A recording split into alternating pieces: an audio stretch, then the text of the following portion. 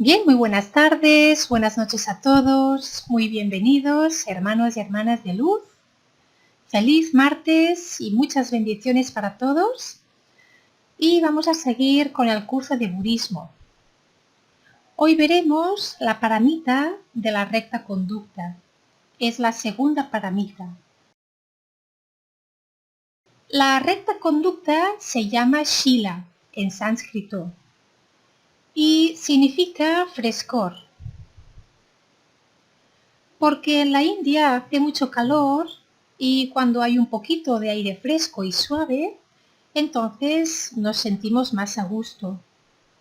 Nos sentimos bien, se apacigua lo negativo, se siente más paz. Por tanto, la recta conducta nos trae frescor y nos trae paz cuando hay ira, cuando hay perturbaciones negativas por las kleshas. Cuando arde la ira y cuando arde el deseo y la envidia y todas las demás, si uno puede tener el control de esto, soltarlo y no reaccionar en función de ello, entonces uno tiene paz, uno tiene este frescor y esta tranquilidad. Así que lo importante, sobre todo para practicar la recta conducta, es que estemos atentos, alertas, que observemos nuestras emociones, nuestro estado mental emocional.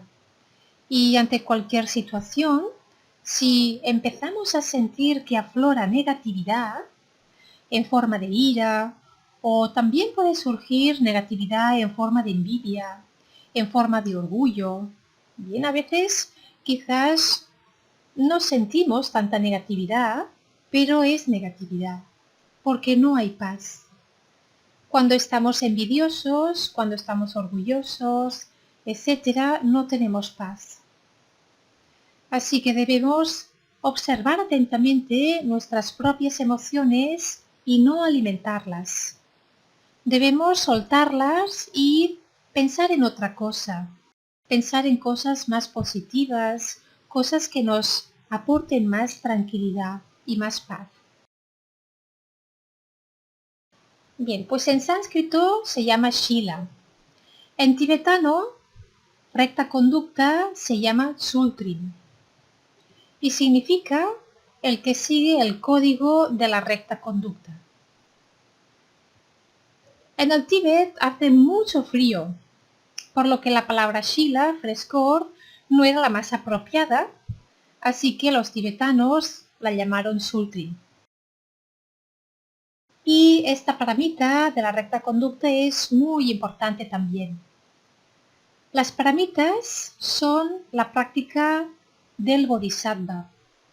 Si el bodhisattva desea beneficiar a todos los seres y ayudarlos a que ellos puedan lograr la iluminación, pues el bodhisattva debe tener una recta conducta para no causar ningún tipo de daño y sufrimiento a otros, tanto humanos como animales, cualquier tipo de ser. Así que la recta conducta es la base para el posterior desarrollo del bodhisattva. Por tanto, la recta conducta del bodhisattva es la tierra fértil para que se desarrollen sus cualidades. Bien, si no tenemos una recta conducta, imposible que se desarrollen nuestras cualidades, nuestras virtudes. Estarán totalmente oscurecidas por las negatividades de nuestra mente. Por tanto, la recta conducta es la base, son las piernas y es el requisito que se necesita para llegar a la iluminación. Cuando no tenemos una recta conducta y pura, entonces la vida es difícil, hay problemas, nosotros generamos karma con nuestras acciones y por tanto estas acciones tendrán unas consecuencias. Cuando tenemos una recta conducta y pura, entonces hay paz interior. y si hay paz interior, también la proyectamos hacia afuera. Y en todo lo que nosotros experimentamos es la proyección de nuestras tendencias mentales o kármicas, de nuestro karma. Bien, porque claro, karma es todo, es la acción en pensamientos, en palabras, en acciones físicas. Así que todo lo que nosotros actuamos, lo que pensamos, lo que decimos, lo que hacemos, todo va a tener siempre unas consecuencias. Si nosotros tenemos una mente negativa, pues vamos a proyectar problemas, sufrimiento, dificultades, todo tipo de sufrimiento a nivel completo. Así que la recta conducta es muy importante. Además, si tenemos paz interior, podemos meditar muy bien, porque nuestra mente está tranquila. Pero si tenemos negatividades, nuestra mente está todo el rato emitiendo pensamientos, preocupaciones, apegos, deseos, miedos, y no hay manera de meditar. Así que también es fundamental tener una recta conducta para la práctica meditativa. Muy importante, cuando tenemos la recta conducta, las kleshas van disminuyendo. Y una persona que es pura irradia belleza y desprende un agradable perfume, olor. Bien, el budismo dice esto, que las personas con una mente pura huelen bien, huelen muy bien.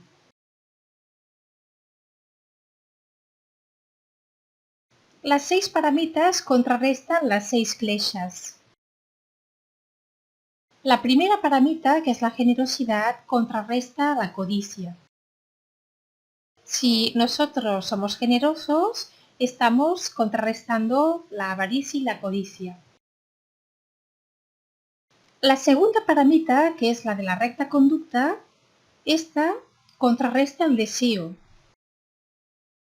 Una recta conducta siempre es actuar de manera correcta, no impulsados por el deseo egoísta. La tercera, la paramita de la paciencia, contrarresta la ira.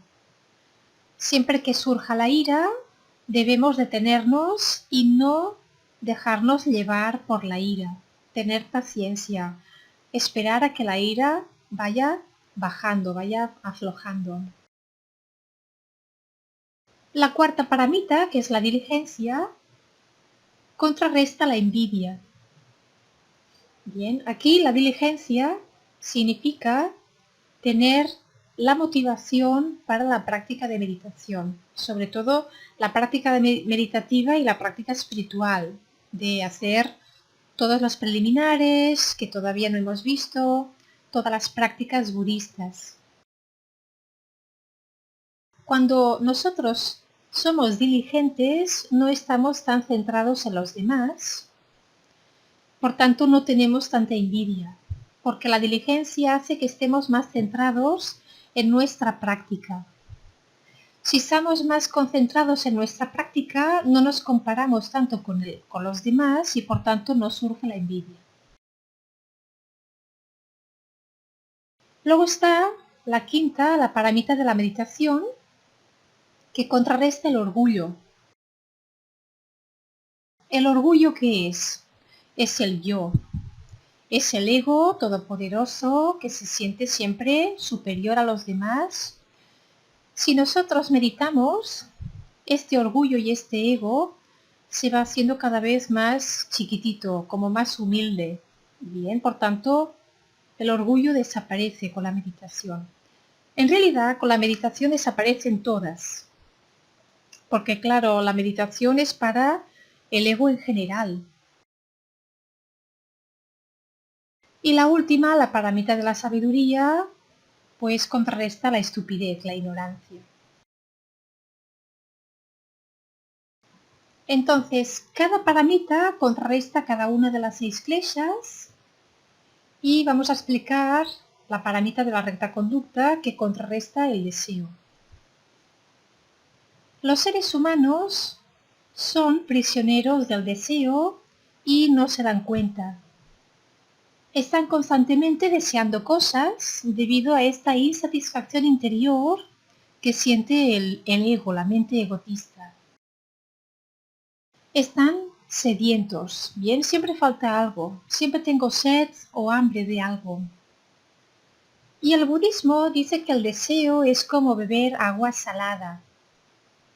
Cuando hay sed y bebemos agua salada, momentáneamente se apacigua la sed.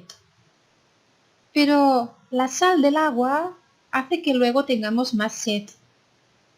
Y al tener más sed, volvemos otra vez a beber más agua salada.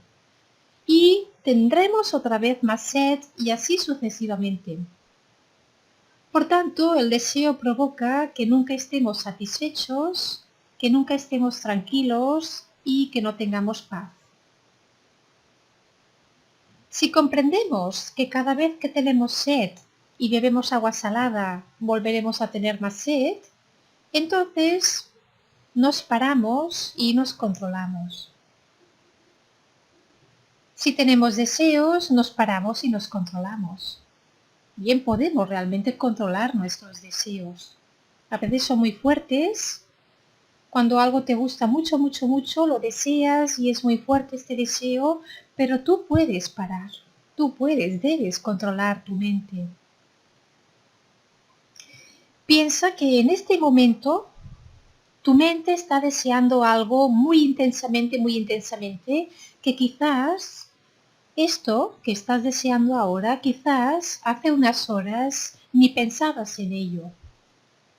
Entonces no lo necesitas, en realidad, no lo necesitas, es tan solo un deseo. Bien, por ejemplo, el deseo de comprarse algo.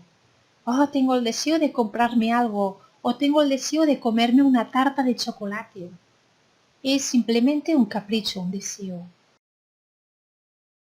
Este deseo quizás unas horas antes no lo tenías y estabas bien y podías vivir bien. Así que debemos controlar nuestros deseos. El budismo nos dice que para poder controlar el deseo hace falta comprensión, porque la comprensión nos ayuda más a controlarnos y a decidir.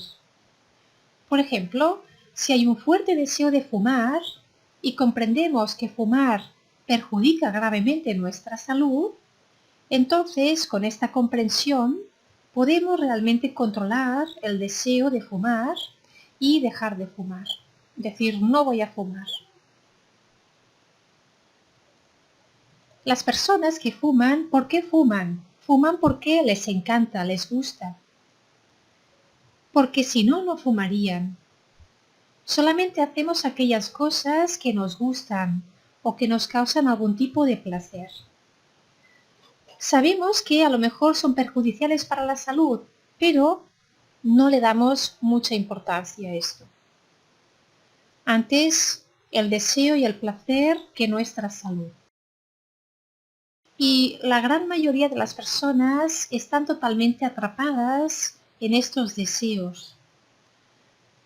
No solamente debemos mirar el hecho de fumar, sino que en todo, en la alimentación, en los caprichos. ¿Cuántas personas están enfermas debido a una mala alimentación, sabiendo que hay alimentos que son muy dañinos para nuestra salud, como por ejemplo el azúcar? El azúcar, las harinas refinadas, todo esto nos va a causar un montón de enfermedades, inflamación del cuerpo, nos va a causar también quizás subidas de azúcar, diabetes, nos va a causar obesidad o cáncer, o otras también enfermedades. Luego deseo por el sexo. El sexo es algo que realmente ciega a la humanidad. Es uno de los placeres más grandes, junto con el de la comida. Entonces las personas, simplemente por tener el deseo de sentir placer sexual, pueden ser infieles, pueden romper su matrimonio y si tienen hijos, causar un montón de sufrimiento a los hijos y no se dan cuenta, no son conscientes. No piensan en las consecuencias que podía tener en su vida simplemente aplacar un deseo y un placer momentáneo. Entonces aquí vemos que la gran mayoría de las personas están totalmente atrapadas por el deseo y no se controlan. ¿Por qué? Porque solamente quieren eso y no están pensando en si eso me va a ir bien o me va a ir mal o va a perjudicarme a mí o va a causar sufrimiento a mis seres queridos, etcétera, etcétera. Únicamente enfocan su atención en el deseo porque ellos quieren sentir placer. ¿Y qué es este placer?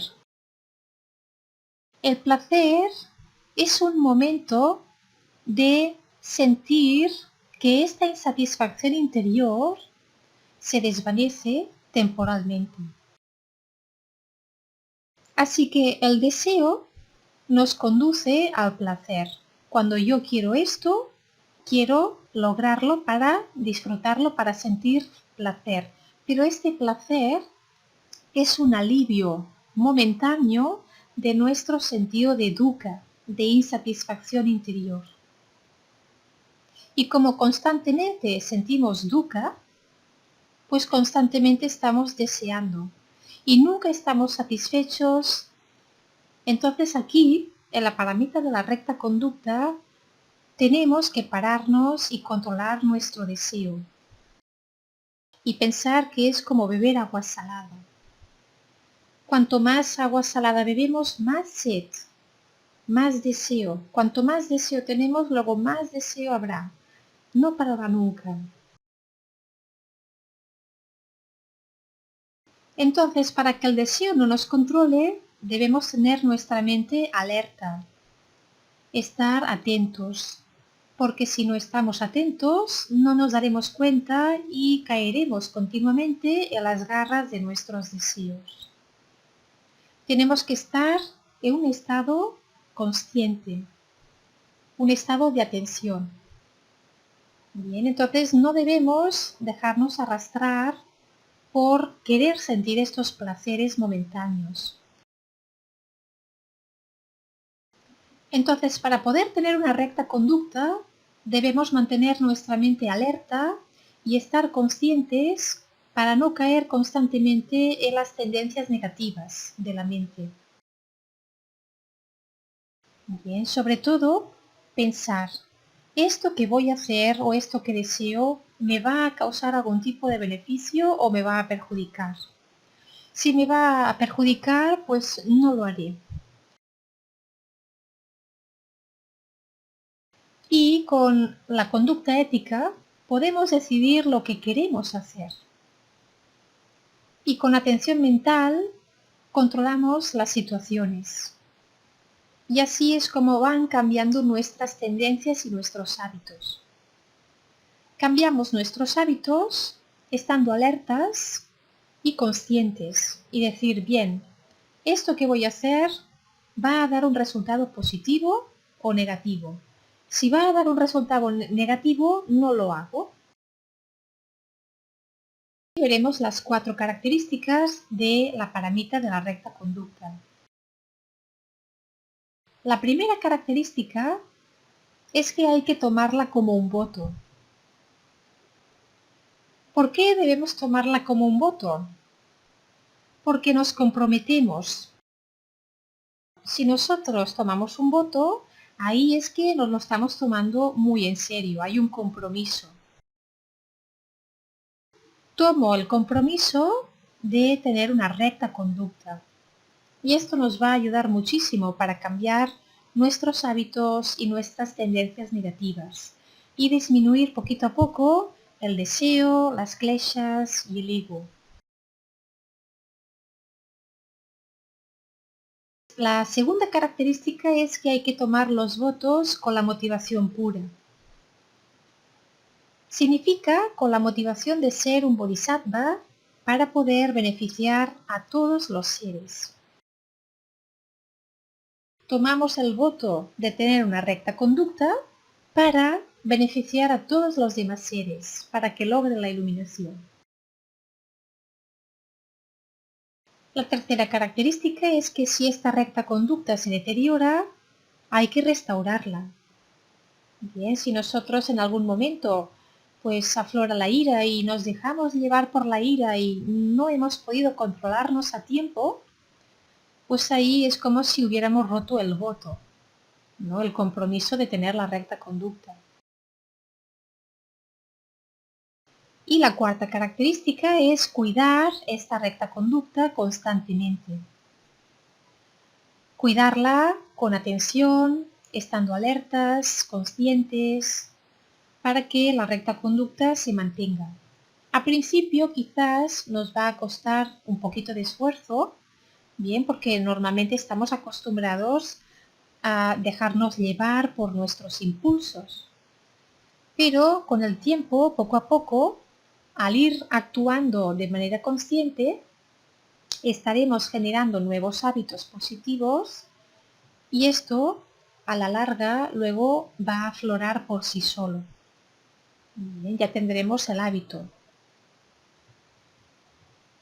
La atención mental es fundamental para evitar que nuestra recta conducta se deteriore. Si no estamos atentos y alertas a nuestras acciones, tanto en pensamientos como en palabras como en acciones físicas, entonces nos veremos arrastrados por la inercia de nuestras tendencias mentales. Y lo que más nos ayuda a mantener una recta conducta es la atención mental y la meditación. El Bodhisattva aprovecha todas las actividades para poder practicar la atención mental. Bien, ahora vamos a ver los tres tipos de práctica de la paramita de la recta conducta. Bien, aquí tenemos los tres tipos de práctica de la recta conducta. La primera es evitar hacer daño. A este tipo de práctica se le llama la recta conducta común. Evitar hacer daño es común para los tres yanas, el Hinayana, el Mahayana y el Vajrayana. Bien, por tanto, para los tres vehículos o los tres yanas, la recta conducta común es muy importante. Evitar causar sufrimiento. En este primer tipo de práctica de las paramitas de evitar hacer daño, están los votos Pratimoksha y el voto de Bodhisattva. Recordamos los votos Pratimoksha, que eran 5. El no matar, el no robar, el no mentir, no cometer acciones sexuales que causen sufrimiento y no tomar intoxicantes. Y luego está el voto de Bodhisattva, que el voto de Bodhisattva es mental. Y siempre es que vamos a hacer las cosas siempre para el beneficio de todos los seres. Si yo quiero lograr la iluminación, no solamente para mí, para iluminarme yo, sino también para poder ayudar a que todos los seres se iluminen. Entonces el Bodhisattva, antes de tomar el voto de Bodhisattva, tiene que tomar primero los votos Pratimoksha, que son los votos a nivel físico. También se les llama los votos de liberación personal, sobre todo en el vehículo del Hinayana. Y estos votos son los de dejar de dañar a los demás seres. Debemos dejar de dañar a los demás si queremos ser un Bodhisattva y si queremos lograr la iluminación. Así que el primer requisito que tiene que hacer el Bodhisattva es dejar de hacer daño a los demás. Y si nosotros tomamos los votos Pratimoksha, estamos tomando un compromiso que nos va a beneficiar y nos va a ayudar a que estemos constantemente atentos y alertas de no causar ningún tipo de sufrimiento a los demás. Es importante sobre todo que todo lo que hagamos, absolutamente todo lo que hagamos, nos lo cuestionemos. ¿realmente esto que estoy haciendo está causando algún tipo de sufrimiento a alguien o a algún ser?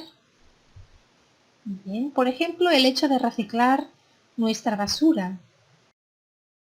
Cuando nosotros reciclamos, estamos ayudando a que otras especies de animales no sufran. Bien, por ejemplo, el tema del plástico. Con los plásticos, a veces vemos que hay muchísimos animales marinos que se enredan con los plásticos y no se los pueden quitar. Y esto les causa sufrimiento. Así que hemos de intentar disminuir el plástico. Luego con los jabones. El jabón de lavar los platos o el jabón, no utilizar ningún producto de limpieza que pueda dañar el medio ambiente, que pueda dañar a los océanos, los mares y a todas las especies de animales que viven allí. Luego también hemos de pensar en los bosques, la deforestación.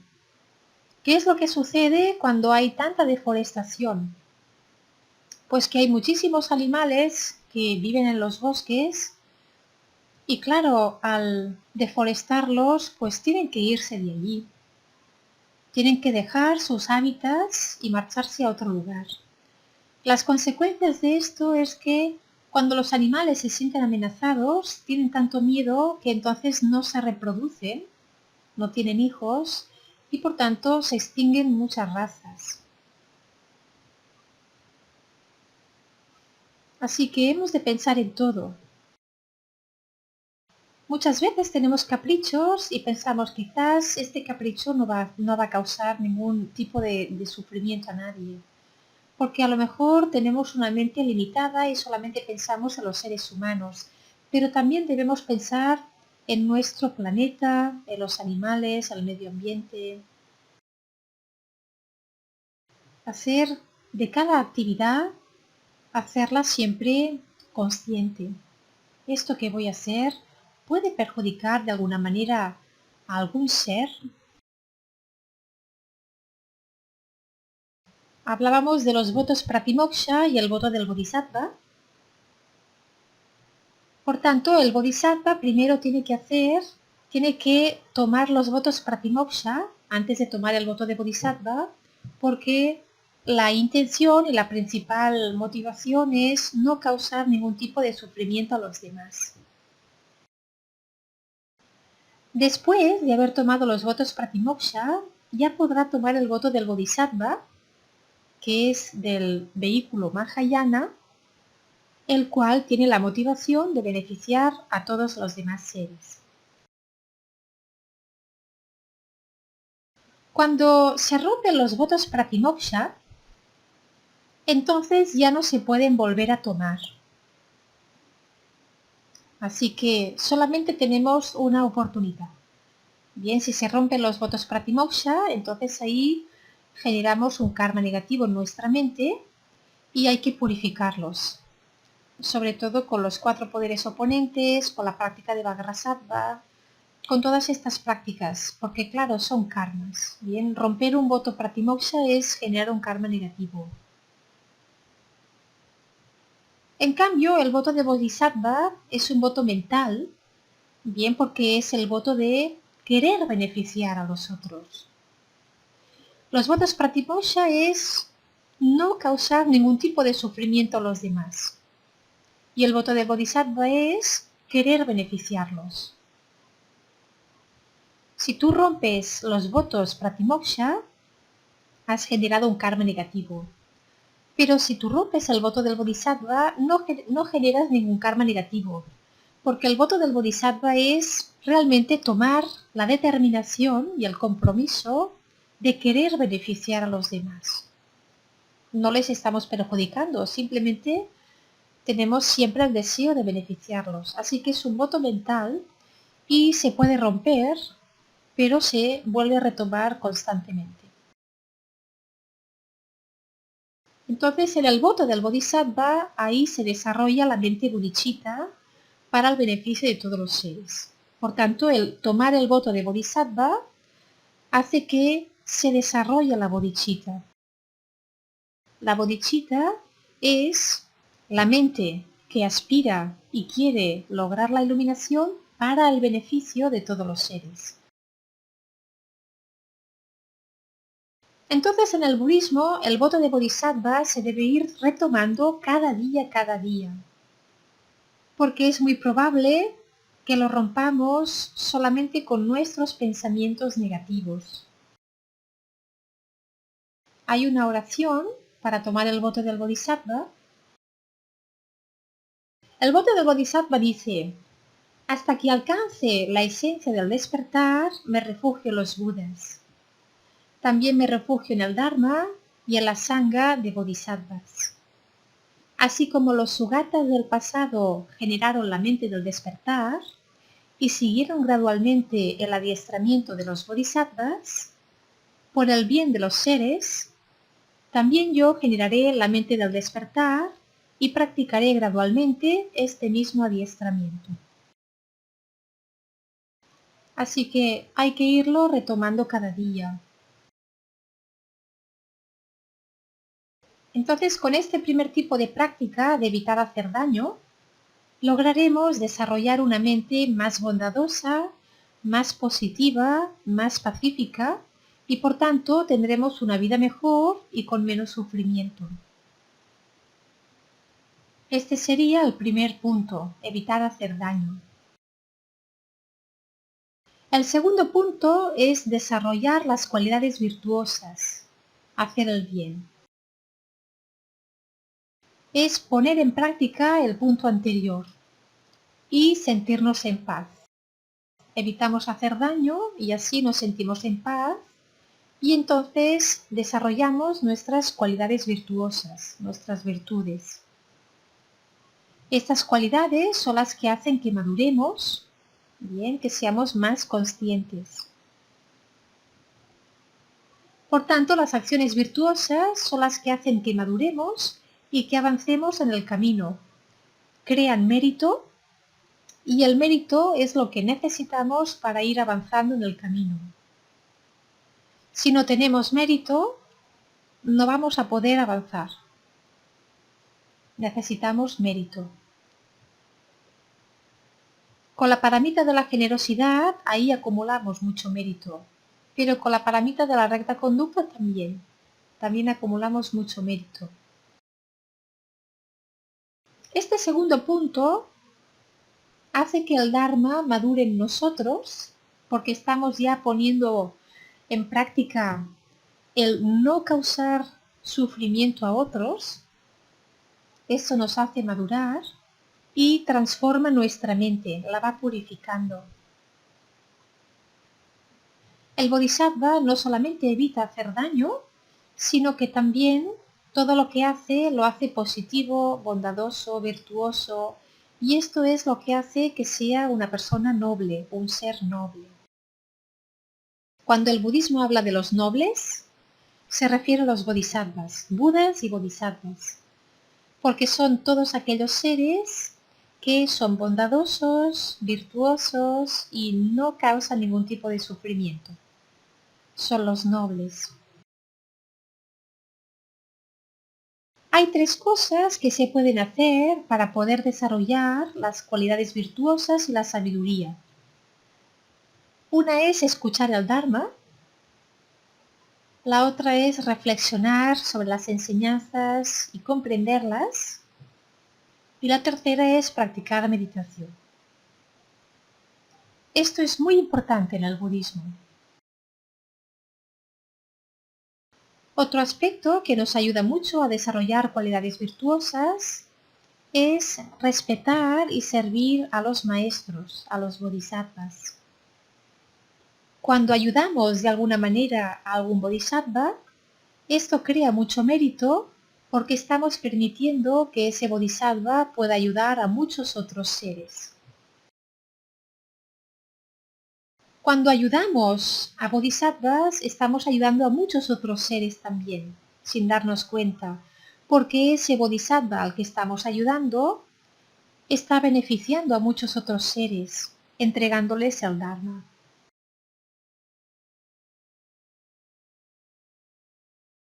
También podemos desarrollar cualidades virtuosas ayudando a las personas necesitadas, como por ejemplo los enfermos, las personas que pasan hambre, las personas que tienen algún tipo de problema. Bien, somos generosos, somos bondadosos, practicamos con diligencia, practicamos meditación a diario, dedicamos al mérito de todas nuestras acciones positivas. Bien, lo dedicamos para que todos los seres logren la iluminación. Hacemos ofrendas a los Budas, o hacemos ofrendas al Dharma y a la Sangha. Nos relacionamos con personas positivas, con personas que están dentro de nuestras mismas creencias. Cualquier cosa que sea positiva y beneficiosa para nosotros mismos y para los demás genera virtud. Y el punto 3 es dedicar nuestra vida para el beneficio de todos los demás seres. Dedicamos toda nuestra vida al servicio de los demás. La vida del Bodhisattva se trata de dedicar toda su vida a servir a los demás, a ayudarlos, a beneficiarlos, para que logren la iluminación, para que se liberen del sufrimiento y del samsara. El servicio a los demás hace que uno se olvide de su propio ego. Cuando estamos beneficiando a los demás, nuestro ego desaparece. Bien, estamos pensando en ayudar a los demás. Por tanto, ahí no hay ningún yo egoísta que piense en sí mismo. Esto es muy importante en el budismo. Pensar primero en los demás que en uno mismo.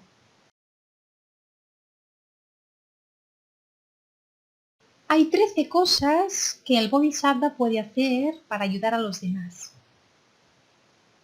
Eliminar el sufrimiento en todo lo que pueda y de la manera que sea.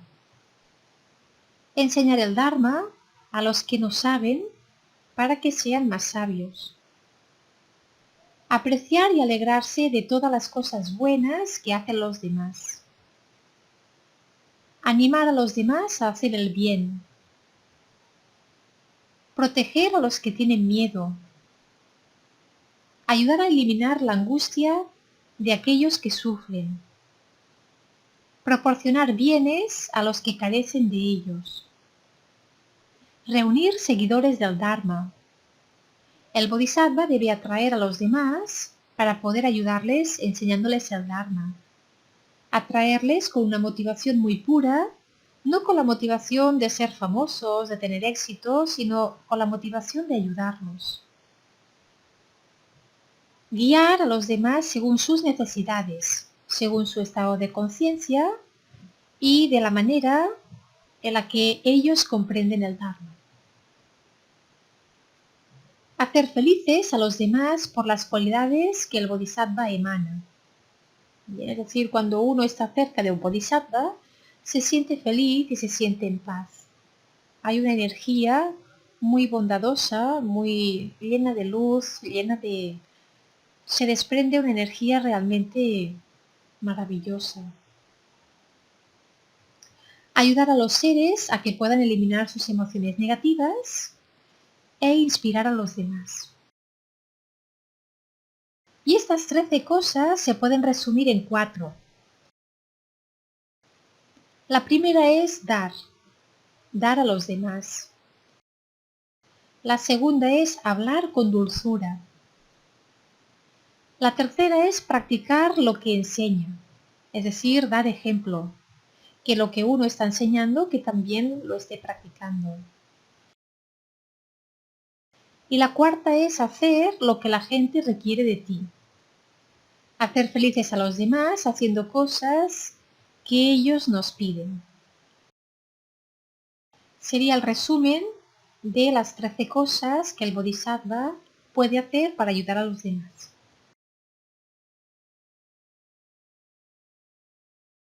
La conducta física, verbal y mental de un Bodhisattva. La recta conducta, que es la segunda paramita, se ejerce en 3 niveles diferentes. El primero es el comportamiento, el segundo es el lenguaje y el tercero es el pensamiento. Vamos a ver la conducta física de un bodhisattva, el comportamiento del bodhisattva. Las paramitas son virtudes que deben ayudar a los seres a alcanzar la liberación y para ello debemos aprender a desapegarnos de nuestro ego. Para lograr tal desapego, es necesario trabajar en nuestra conducta. Es por eso que el budismo habla de preceptos y de una conducta justa. Uno de los preceptos primarios del budismo es no matar. Esto también significa no suicidarse, porque el suicidio tiene graves consecuencias para la persona fallecida. Y nos dice el budismo que cuando una persona se suicida, todo el karma que tenía que vivir en esta vida, hasta que no se agote, lo vivirá en un nivel dimensional mental, en un plano mental, pero lo vivirá con mucho sufrimiento, como si estuviera en el infierno. El karma de matar es el más fuerte, el más negativo. Entonces uno se está matando a sí mismo, está matando su propia vida. Esto genera un karma muy negativo y la persona queda atrapada. Se le puede llamar el purgatorio, una especie de dimensión que sufre muchísimo. Y hasta que no se agote su karma, no podrá salir de allí. En el capítulo 57 del Sutra Ratnakuta, leemos estas palabras del Buda. Dice, si una de tus semillas kármicas no crece de inmediato, lo hará más tarde. Y esto significa que a lo mejor acciones negativas que cometemos en esta vida madurarán en la siguiente vida.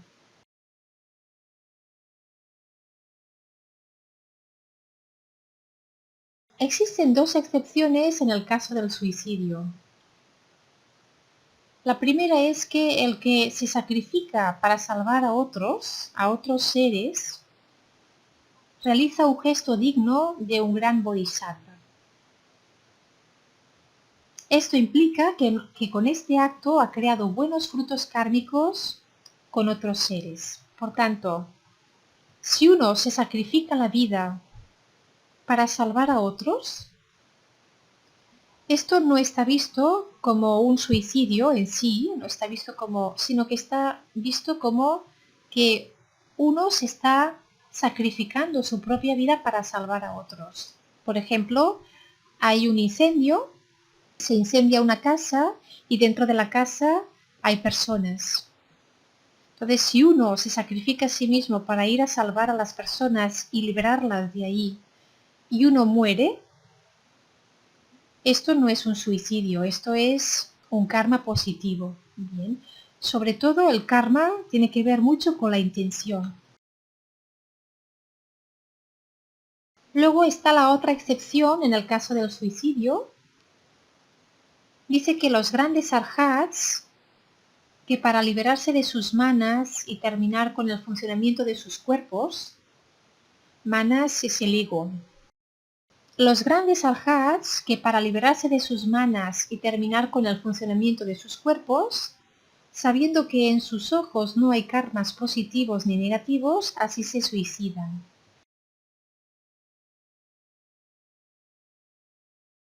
Por otro lado, en casos muy excepcionales, un budista puede cometer un asesinato. Aquellos que implican matar a un tirano o a un hombre muy peligroso para la población en general. Este también sería un caso en el que no se generaría un karma tan negativo. Si hay una persona que es muy peligrosa y anda suelta por ahí, si un policía o una persona y es budista lo mata para evitar que ese asesino o esa persona haga daño a otros seres, pues tampoco no se considera un karma tan negativo. Estamos hablando de la conducta, del comportamiento del bodhisattva. El budismo también exige ser vegetariano porque más tarde seremos comidos por el animal que habíamos matado en el pasado o que se ha matado por nosotros. Este odio mutuo de matar al otro podría incluso provocar guerras. Es por eso que los practicantes budistas auténticos son invariablemente vegetarianos. Por último, añadamos unas palabras sobre la eutanasia, que algunos países permiten. Desde el punto de vista budista, los frutos kármicos asociados con el dolor de la persona que muere por eutanasia se realizarán más tarde, haciendo que la eutanasia sea vana. Por tanto, el budismo no dice que la eutanasia sea buena o mala. Sobre todo llama la atención sobre el hecho de que si un médico, por ejemplo, accede a la solicitud de un paciente que quiere morir,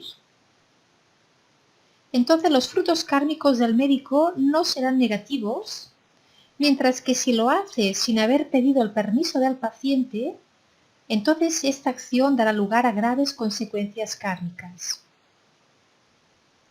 No es lo mismo matar a alguien porque te lo está pidiendo que matar a alguien sin pedirle permiso.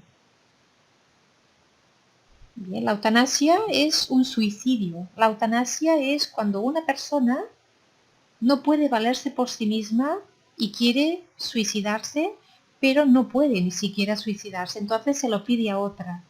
Esto es la eutanasia. Entonces la persona que la está ayudando a morir no es la que crea el karma.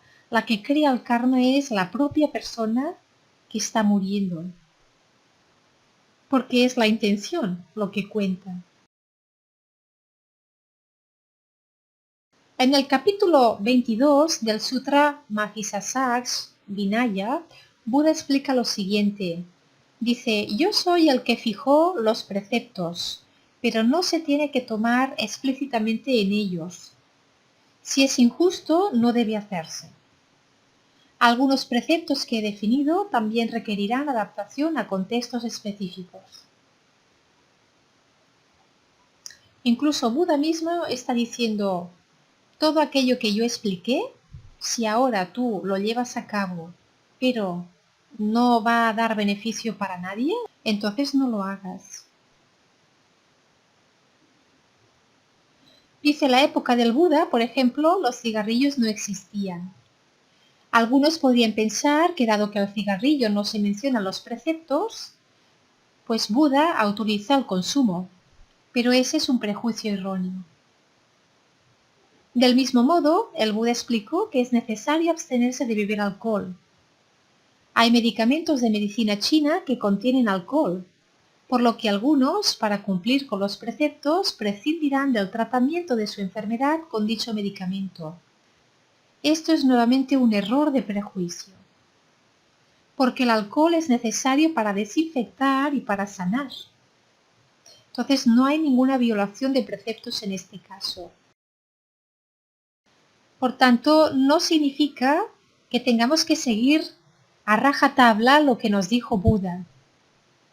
Bien, si él dijo, por ejemplo, no hay que tomar alcohol, sustancias tóxicas, hay casos en los que pues hay excepciones. Por ejemplo, antaño no había las anestesias y para operar a las personas tenían que embriagarlas, tenían que darles alcohol.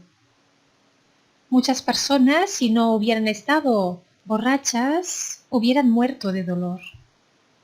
Y entonces tenemos que mirar todo el contexto y no solamente utilizar al pie de la letra las palabras de Buda, porque él dijo no tomar alcohol, pero a veces tenemos que hacer excepciones porque a veces necesitamos que una persona poder evitarle el sufrimiento, poder evitar una muerte, poder evitar algo grave.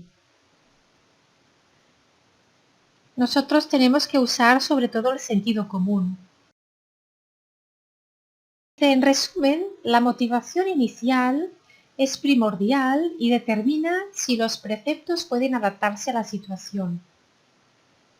El sentido esencial de los preceptos, en resumen, es no hacer a los demás lo que no nos gustaría que nos hicieran a nosotros. Esta es la regla de oro. No hacer a los demás lo que no te gustaría que te hicieran a ti. El budismo también dice que los verdaderos practicantes son aquellos que han cometido errores. Solamente los seres que han alcanzado un nivel más allá del primer bhumi son capaces de tener un control absoluto sobre su ego. El error es, por lo tanto, natural y no es grave, no es absolutamente grave. Lo principal es saber cómo corregirlos. Bien, corregir nuestros errores. Por otro lado, obviamente, no es un verdadero practicante quien comete errores voluntariamente con el pretexto de que nada es grave. Esto no sería una recta conducta. Bien, esta actitud de cometer errores de manera voluntaria porque pensamos que nada es grave. Esto no es correcto. El propósito del Bodhisattva es cultivar buenos frutos kármicos con todos los seres. En otras palabras, tener buenas relaciones con los demás porque considera a todos los hombres como sus padres y a todas las mujeres como sus madres. De hecho, todo lo que encontramos ha sido en una de nuestras innumerables vidas anteriores nuestra madre o nuestro padre. Hemos renacido desde tiempos sin principio, por tanto hemos vivido muchas y muchas y muchas vidas. En cada una de nuestras vidas hemos tenido una mamá y un papá y hemos ido pasando por todos los 6 reinos del samsara, no solamente el reino humano. También hemos sido animales, etc. Así que nos hemos encontrado con muchos seres distintos y diferentes. Y el budismo nos dice que de tantos renacimientos que hemos tenido, pues todos los seres alguna vez han sido nuestras madres. Y si nosotros pensamos en el gran cariño y el gran amor que le tenemos a nuestra madre actual en esta vida, que nuestra madre para nosotros es muy importante. Cuando éramos pequeñitos, nuestra mamá nos dio la vida, nos alimentó, nos dio su calor, nos protegió, nos pagó todas las necesidades, no solamente la comida, la ropa también, la educación, nos llevó al médico cuando estábamos enfermitos. Nuestra madre se sacrificó a ella misma, a sí misma, por nosotros y nos dio todo lo que ella pensaba que era mejor, todo lo que para ella era mejor para nosotros. Por tanto, según el budismo, la deuda kármica que tenemos con nuestra madre es muy grande, le debemos mucho. Y si miramos esto y vemos que hemos tenido muchísimas madres en las vidas anteriores, entonces estamos también en deuda con todos los demás seres. Por tanto, todos los demás seres han sido nuestras madres en vidas anteriores. Ahora nos cuesta verlo así porque estamos muy identificados con nuestra existencia, con esta vida, con este renacimiento. Y claro, vemos a los demás como que no forman parte de mi familia, ¿no? Esto es de una mente un poquito cerrada, condicionada. Pero cuando empezamos a abrir nuestra mente, gracias al Dharma, a las enseñanzas de Buda, a entender todo esto, entonces aprendemos a abrir nuestro corazón, abrirlo también para los demás seres. No solamente amar a nuestros seres queridos, que es nuestra familia, sino amar a todo el mundo, amar a todos los seres humanos, a todos los animales, a todos los seres. Es muy importante esto. De esta manera sí empezamos a abrir nuestra mente y se desarrolla la bodhicitta. Pensar en esto, bien, en las madres, es el punto base, el punto inicial para empezar a desarrollar la bodhicitta, la compasión hacia los demás. Entonces, si consideramos a los seres de esta manera y establecemos las consiguientes relaciones positivas con ellos, alcanzaremos el estatus de Buda más rápidamente. Una de las cosas más importantes que nos dice el budismo es que cuando nosotros pensamos primero en los demás que en nosotros mismos, entonces podemos lograr más rápidamente la iluminación. Porque de lo que se trata es de disolver nuestro ego, nuestro egocentrismo. Si estamos tan fijados en el yo, en nuestro personaje, y solamente queremos para nosotros y no nos da ningún tipo de importancia a lo que le pueda pasar a los demás, entonces seguimos enfocados en yo, en mí, y alimentamos nuestra identidad. Entonces, si nosotros aprendemos primero a pensar en los demás, saber que todos los seres que nos rodean, primero, que tienen el potencial de la budeidad. Segundo, que han podido ser nuestra madre en alguna vida anterior. Tercero, que son seres que también están en el samsara y también sufren. Son seres que están sufriendo porque el samsara es doloroso, es insatisfactorio. Cuando empezamos a comprender así, entonces empezamos a sentir ya más empatía hacia los demás y cada vez poco a poco vamos desarrollando compasión.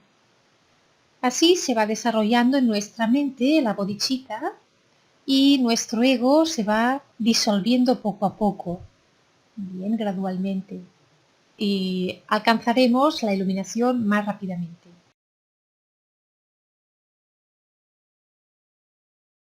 Los preceptos son salvaguardas que deben ayudarnos a adoptar solo pensamientos, palabras y comportamientos correctos, evitar nacer en los tres reinos inferiores y finalmente ayudarnos a alcanzar la liberación. Así que los preceptos, que son los 5 preceptos, nos ayudarán a evitar renacer en los reinos inferiores y nos ayudarán muchísimo a actuar siempre con una actitud correcta a nivel de palabra, pensamiento y de acción y nos ayudarán muchísimo a lograr la liberación. Vamos a ver la conducta física pura y luego la conducta física impura. La conducta física pura. El cuerpo tiene un lenguaje. El bodhisattva tiene que expresar cualidades, tiene que saber controlarse, bien, no dejarse llevar por la ira y etc. Y tiene que mostrarse sencillo y natural. Una persona sencilla y natural es agradable. La gente se encuentra a gusto y se acerca a una persona así. Bien, y también le explica sus problemas.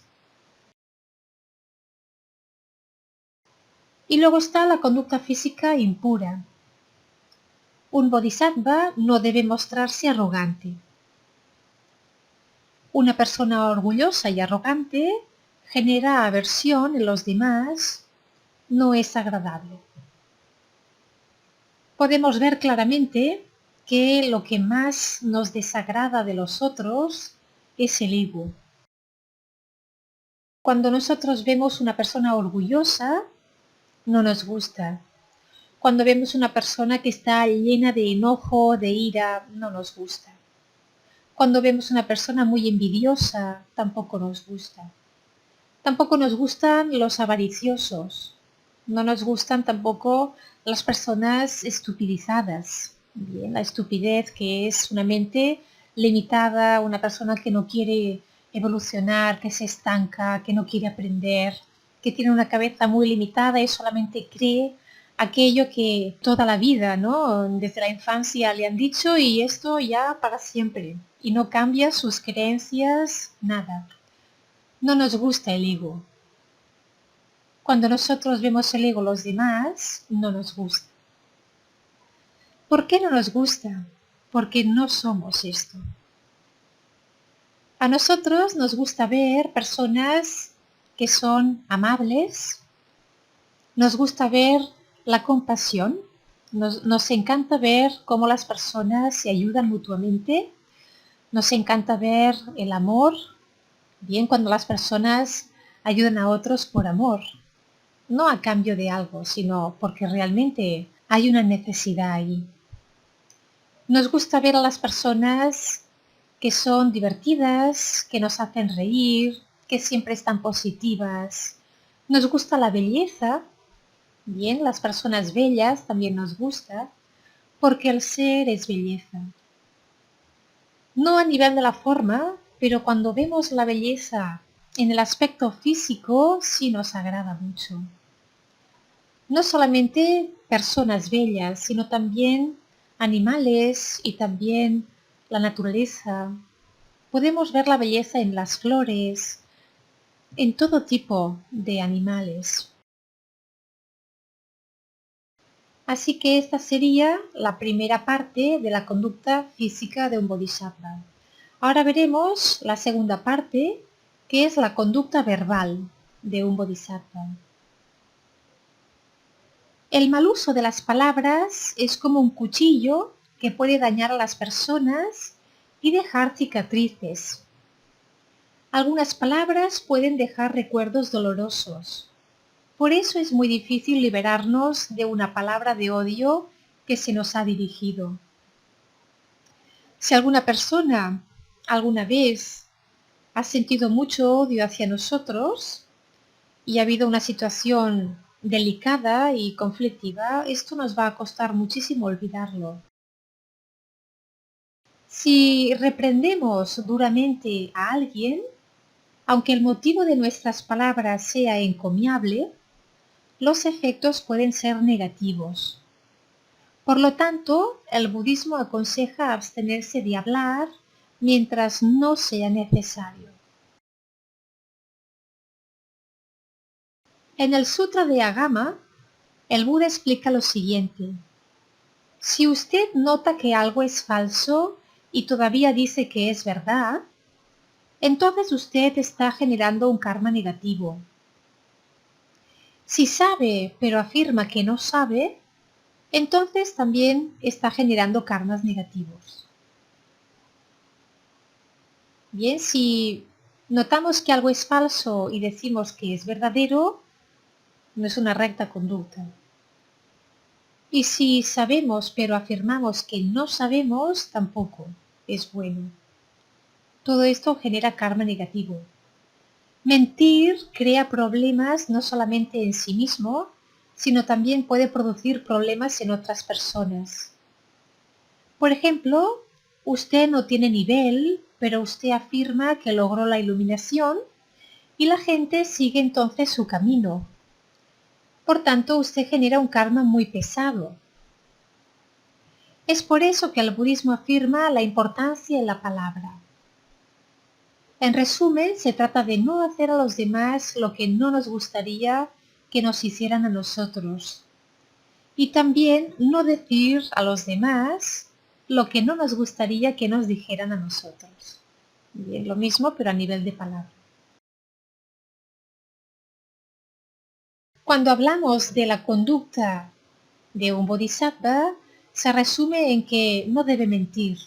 Siempre tiene que decir la verdad, ser coherente con todas las cosas y sobre todo, claro, estamos hablando del bodhisattva. Un bodhisattva tiene que tener algo de realización y por tanto tiene que tener una comprensión, algo de realización, una comprensión de la vacuidad y una comprensión de la verdadera naturaleza de nuestra mente y de los fenómenos. Esto es muy importante.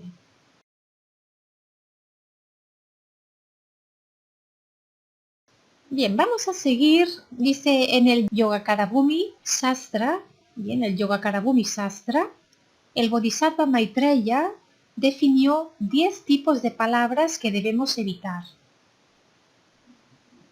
Esto está dentro del segundo punto de la conducta verbal de un Bodhisattva. La primera es no decir ciertas cosas cuando no sea el momento adecuado.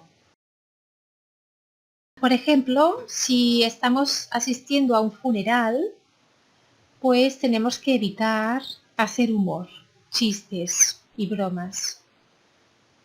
Sería una falta de respeto muy grande porque hay personas que están sufriendo y en ese momento no sería una recta conducta generar todo tipo de bromas, de chistes, cuando hay personas que están sufriendo. No decir ciertas palabras cuando no es el momento adecuado. La segunda es no mentir. Siempre hemos de decir la verdad. La tercera es no hablar banalmente. La cuarta es no hablar sobre temas que no estén de acuerdo con la recta conducta, sobre todo con la enseñanza de Buda. La quinta es no decir nada que pueda inspirar y crear ira en la otra persona. Un bodhisattva tiene que pensar en el bienestar de los demás, no en que los demás tienen que estar enfadados. La sexta es no hablar sin haberlo pensado antes. Esta es tan importante. No digas nada sin haberlo pensado antes. Porque a veces tenemos tendencias mentales muy negativas y antes de pues pararnos a reflexionar y a pensar lo que vamos a decir, ya estamos diciendo algo y seguramente que a la otra persona le va a sentar muy mal. En el budismo, para practicar todo esto se requiere de mucha atención. Debemos estar muy conscientes, poner mucha atención, todo lo que vamos a decir, lo que vamos a hacer, nuestros pensamientos también. La séptima es no sugiera en palabras que somos superiores a los demás, ni siempre hablar de nosotros mismos.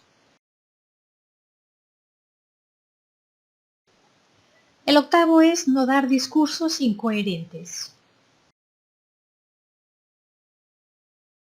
Luego el 9 dice no apruebes cualquiera declaración falsa.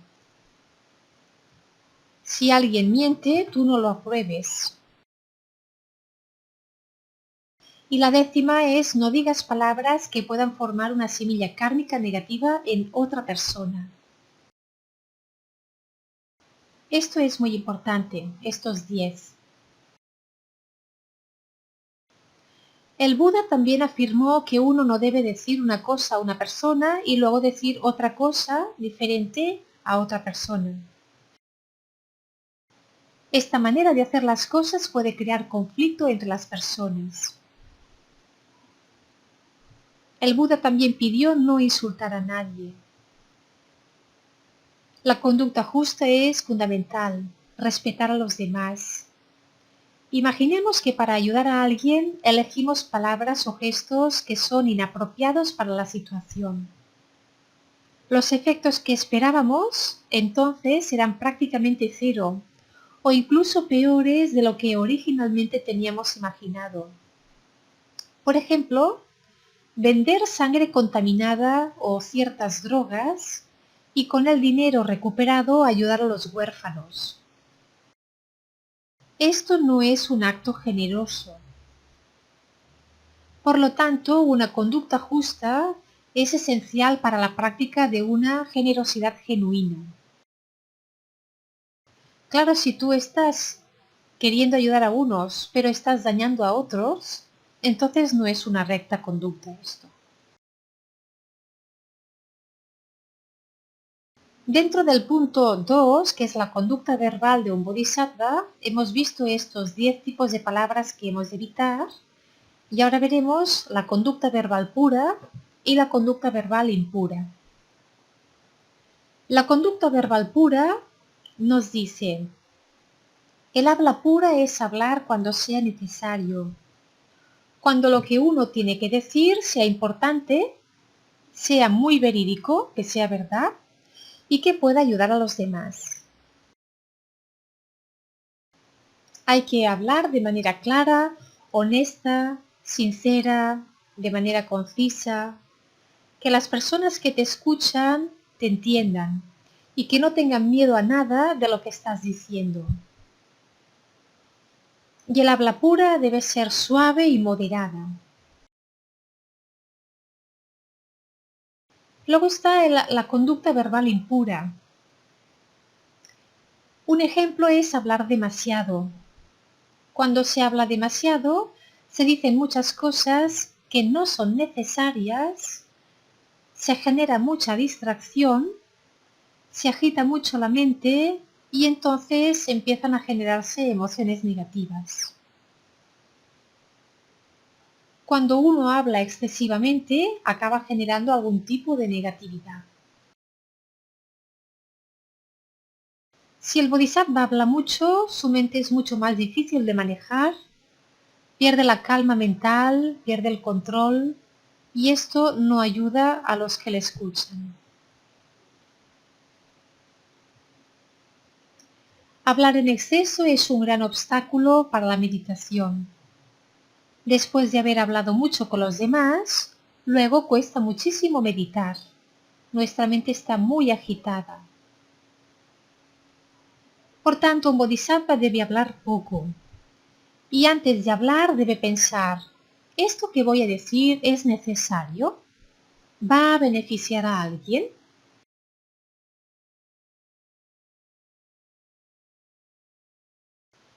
Otra conducta verbal impura es el habla hiriente. Es un habla agresiva. Es criticar a los demás. Detrás de un habla agresiva y que critica hay una mente muy negativa. Es el ego. Cuando hablamos de los defectos de los demás es porque nosotros tenemos defectos. Luego está hablar mal de un bodhisattva es algo muy negativo. Un bodhisattva puede tener defectos o que otros veamos defectos en él, pero es una persona que está totalmente dedicada al servicio y al beneficio de los demás seres. Tiene muchas cualidades, por tanto, hablar mal de un bodhisattva crea muy mal karma, porque personas que podrían ser ayudadas por el bodhisattva, entonces se alejan debido a estas malas críticas. Y esto crea un karma muy pesado, muy negativo. Cuando empezamos a hablar mal sobre un maestro o un bodhisattva y se lo contamos a otras personas, no estamos solamente yendo en contra de esa persona en sí, sino que estamos yendo en contra también de las enseñanzas. Así que si criticamos y les decimos a otras personas, hablamos mal, ¿no?, de ese bodhisattva, entonces esas personas no van a querer escuchar el Dharma. Y esto es lo que genera un karma negativo más pesado. Los karmas más pesados son relacionados con ir contra el Dharma, contra las enseñanzas del Buda. Así que es muy importante no criticar a ningún maestro, no hablar mal de él, no decir nada que pueda generar aversión en otras personas.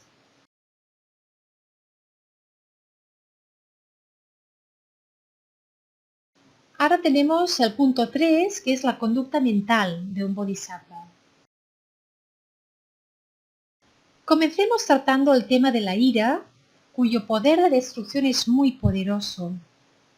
La ira es considerada uno de los 3 venenos más importantes dentro del budismo, ya que en un ataque de ira podemos llegar a destruir los méritos acumulados en muchas vidas. La ira promueve el mal comportamiento, que puede variar desde el simple argumento para uno justificarse hasta el asesinato en masa. Sin embargo, la ira no genera necesariamente situaciones tan violentas como para llevar a crímenes. Una disputa rara vez se termina en sangre o en separación. Algunos no expresan con palabras o acciones la ira. Sin embargo, sus cuerpos o las características de sus rostros están bien apretados y bien tensos. Hay personas que sienten mucha ira, pero no la expresan, pero está dentro de sus mentes. Entonces podemos ver personas con el ceño fruncido, personas con caras muy serias, duras, expresiones así muy duras, ¿no? Muy tensas. El budismo presta especial atención a la ira. ¿Por qué nos estamos enojando? Cualquier persona, aunque se enoje, su conciencia mental tiene que funcionar correctamente. Tiene todo interés en ser saludable también. La ira nace tan pronto como el ego lleva un prejuicio negativo sobre el objeto que le interesa, aunque la mente no haya terminado de analizar el objeto. Entonces sucede que por su propia apariencia nos dejamos llevar contra alguien o contra algo. Bien, entonces tenemos un prejuicio negativo sobre algún objeto que nos interesa y lo que sucede es que es, por ejemplo, el deseo, ¿no? Deseamos algo o deseamos a alguien y no lo obtenemos. Nos interesa, pero no lo podemos conseguir y nos enojamos.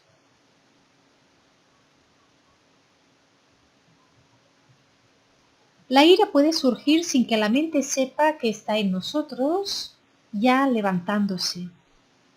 De hecho, para identificar el punto de nacimiento de la ira, uno debe haber alcanzado un cierto nivel de meditación. Es muy importante tener un nivel de estar atentos, tan atentos que justo en el momento en que empieza a aflorar la ira, tú puedas ser consciente de ella y no dejarte llevar. Es observar tu mente. La aparición de la ira suele estar relacionada con nuestro apego a un objeto que a otros no le gusta. Bien, estamos apegados a algo y a los demás no les gusta. Ahí también hay ira. Como por ejemplo una mujer que para adoptar un nuevo estilo de peinado pagó una gran cantidad de dinero y luego siente algo de orgullo en su nuevo peinado. Pero si su marido no le gusta, no aprecia este cambio y se lo dice, entonces la mujer se dejará llevar por la ira. Por tanto, si a nosotros nos gusta algo y nos apegamos, si buscamos la aprobación de nuestros seres queridos, nuestros amigos, y ellos pues no les gusta, nos enfadamos. ¿Qué sentido tiene no enojarse? ¿Qué sentido tiene si yo hago algo que me gusta y a los demás no? ¿Por qué tengo que enojarme? Todo el mundo tiene opiniones diferentes, tiene maneras de ver las cosas diferentes. A algunas personas les gustarán estas cosas, a otras personas no. Así que si, poniendo este ejemplo de la peluquería, tú vas a la peluquería, te gastas un dineral y además te gusta mucho y sales de allí muy contento, Aunque tu pareja o tu mejor amiga te digan, ¿qué te has hecho? Tú siéntete feliz. No te dejes influenciar por los demás. No te enojes si a ellos no les gusta. Será su manera de ver las cosas, pero es diferente. No debemos dejarnos influenciar por los gustos o los no gustos de los demás. Si a nosotros nos gusta, pues ya nos va bien. También puede ser una idea que está unida e irrita a aquellos que no lo comparten. Bien, la ira. La ira se debe por el hecho de que nuestro ego considera que el objeto de su apego es verdadero y es indispensable. Es un apego de su falso yo y con este apego es que se genera la ira. Si no hubiera apego, no habría ira. Bien, porque claro, cuando algo a ti te gusta mucho, mucho, mucho, te apegas a ello. Entonces, tu ego se alimenta y toma una identidad en función de eso a lo que te has apegado. Por tanto, si tú no te apegas, si tú vas a la peluquería, te hacen un peinado y te gusta, pero no estás muy apegado, y vas a tu casa y te dicen, ¿qué te has hecho? ¿Qué te has hecho? En lugar de ponerte enojado, a ti te va a dar igual. Por eso los grandes maestros nos dicen, no te tomes la vida tan en serio, no te apegues, no te lo tomes tan en serio.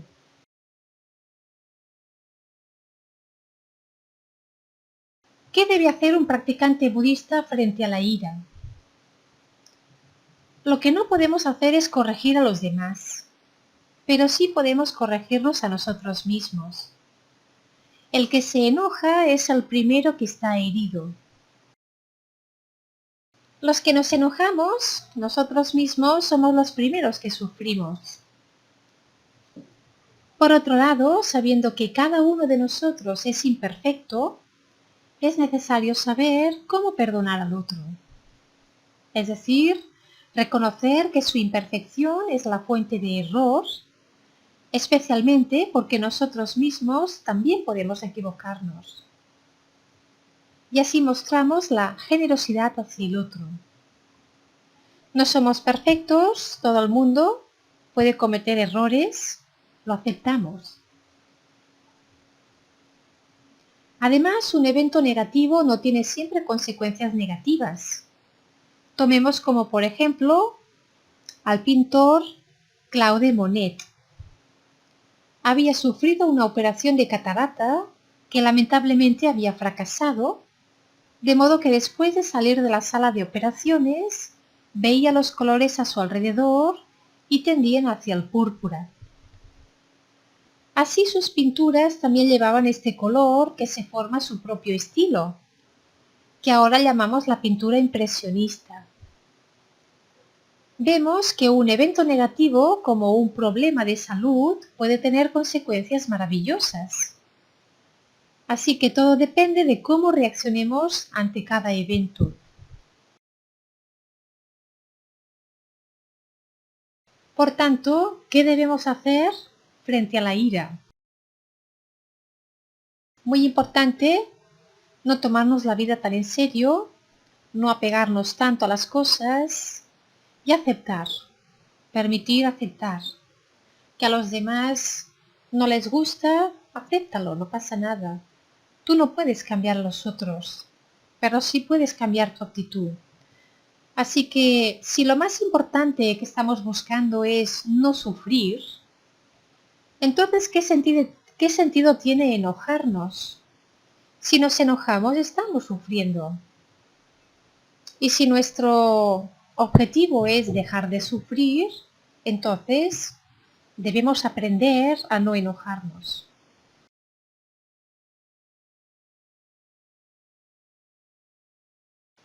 Vamos por otra pregunta. ¿Qué pasa si a pesar de todo no logramos liberarnos de nuestra ira? Si alguien nos inspira con enojo, entonces espera antes de responderle. Aplica la paciencia. Recita 10 veces el nombre de Buda o cuenta hasta 20. Esto evitará que nos dejemos llevar por la ira.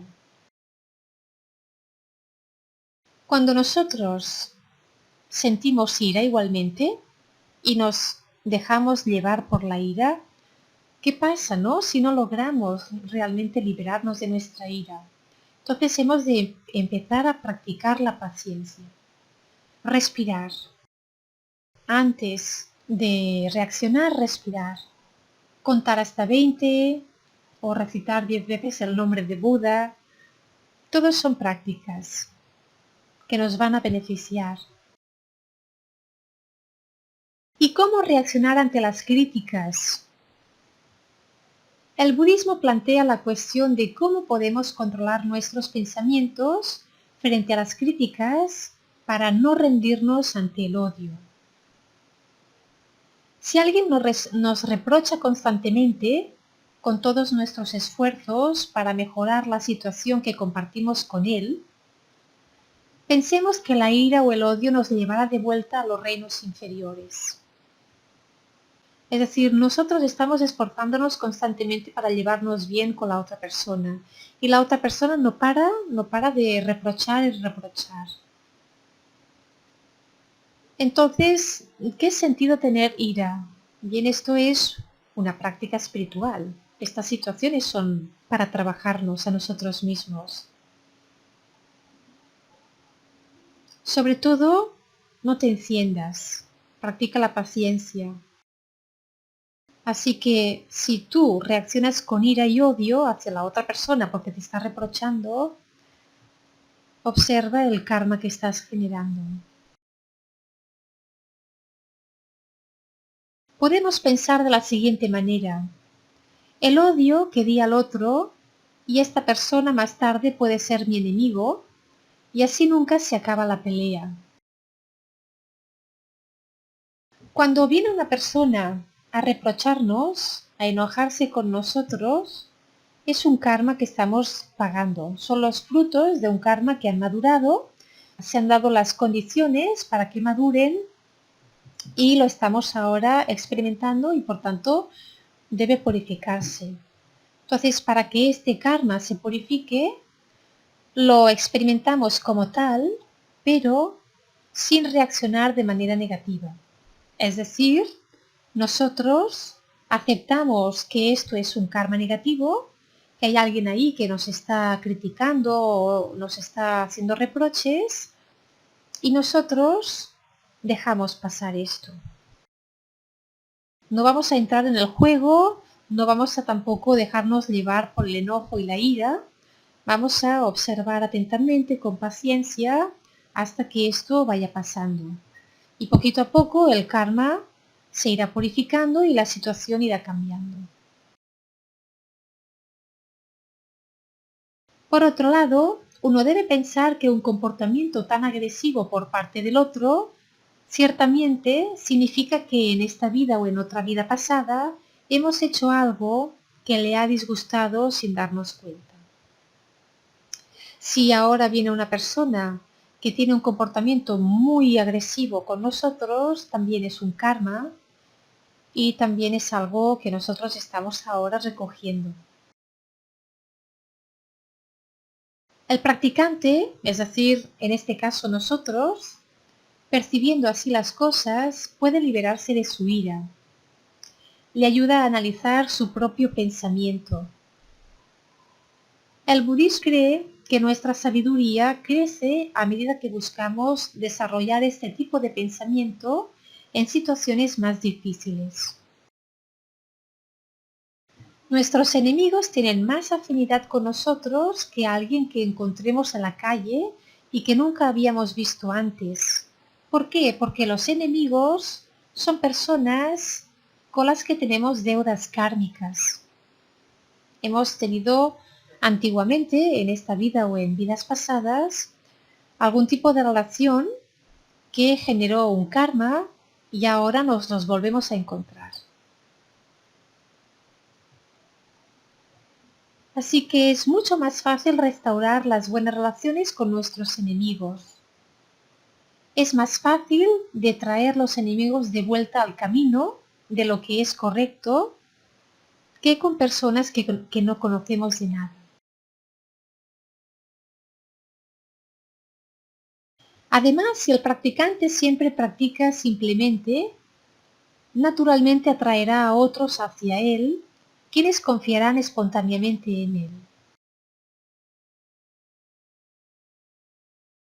La conducta justa también significa evitar ceder a pensamientos indeseables y facilitar el acceso a la meditación. Debido a la práctica correcta, nuestro ego está con menos apegos y entonces la concentración se vuelve mucho más fácil. Si hay mucho apego es porque hay un deseo muy fuerte y ahí nos cuesta mucho concentrarnos porque el apego es como una obsesión. Pensamos solamente en ese objeto al que estamos apegados.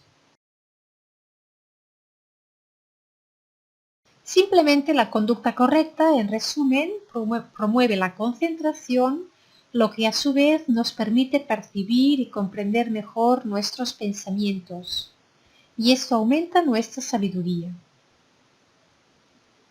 Entonces, si tenemos una recta conducta, no estaremos tan distraídos, estaremos más atentos, más concentrados, y por tanto aumentará la sabiduría en nosotros. Cuanta más atención, más sabiduría hay.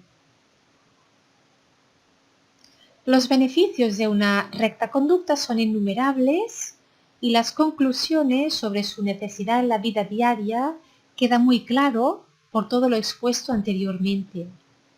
Pero la persona que quiera practicar correctamente debe por sí misma, a través de una reflexión profunda, ver dichos beneficios y autoimponerse dicha práctica.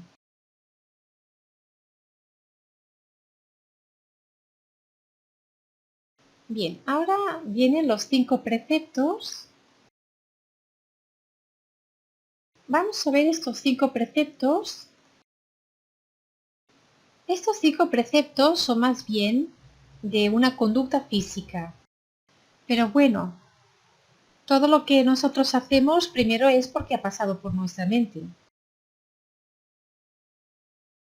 Los maestros budistas generalmente recomiendan que las personas que deseen convertirse en budistas comiencen por respetar los 5 preceptos en la medida de lo posible. Este sería el primer paso. Estos 5 preceptos son no matar, no robar, no tener relaciones sexuales inapropiadas, como por ejemplo violaciones, relaciones sexuales extramatrimoniales, relaciones sexuales con niños, etcétera, etcétera.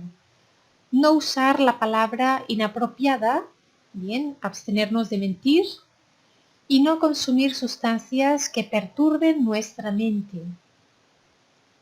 El alcohol, las drogas, etc. El Buda, en el capítulo 6 del Sutra de los Preceptos de los Bodhisattvas, explicó que los practicantes que respetan estos 5 preceptos también practican las 5 formas de la generosidad y esta práctica abre más tarde las puertas de la iluminación. Por eso estos practicantes inspiran mucha confianza en otras personas, porque los otros no tienen miedo de ser asesinados, violados, robados, engañados por sus palabras, etc. Especialmente porque estos practicantes que no consumen ninguna sustancia que pueda causarles que pierdan la conciencia, permanecen con más control de sí mismos, están más conscientes. Y es por ello que cada precepto, cuando se respeta, al mismo tiempo afirma una forma de generosidad. Vamos a ver el primero, es no matar. Abstenerse de matar aumenta nuestra compasión. La mayoría de las personas están apegadas a sus vidas y el asesinato genera un karma negativo muy pesado, ya sea que se haga directa o indirectamente a través de otra persona. Por ejemplo, comer carne es un acto muy inocente para muchas personas.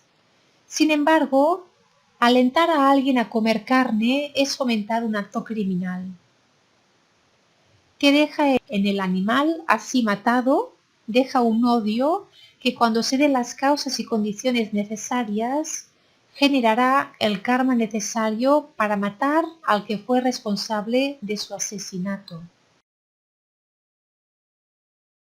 A no ser que lo purifiquemos, y es muy importante purificarlo con los 4 poderes oponentes y con el Vajrasattva. Prácticas budistas son de mucha purificación de karma.